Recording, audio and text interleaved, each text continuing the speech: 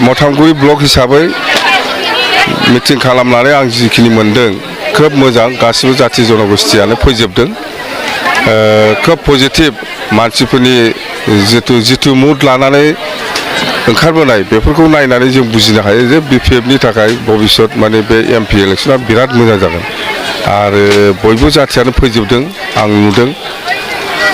UPPL देरहाया बेवहाय खुनु फेक्टरानो नङा जोंजों जुजिनो हानाय क'क्राझार लकसभायाव खुनु पलिटिकेल पार्टि आं मोनाखै दासिमाव बा दिनैसिमाव आरो नुनायबो नङा इलेक्सना गोबां दोलोनिफ्राय इउपिपिएल नागारनानै बा बिजेपि नागारनानै बा कंग्रेस नागारनानै जोंनि दोलोआव हाबनाय हिसाब गैयै जाबाय दिनैबो बेहाय 100 जननि बारा इउपिपिएल आरो बिजेपिखौ नागारनानै फैनायफोर दङ आरो बिनि सिगाङावबो बै दक्षिण हावलियावबो बेबायदिनो प्रग्राम जादों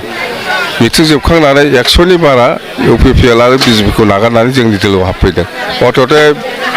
बिपिएफ हिसाबै खोब मोजां खालि मथामगुरि समस्ति नङा एन्टायार क'क्राझार लकसभा हिसाबै बिराद मोजां जोंना दे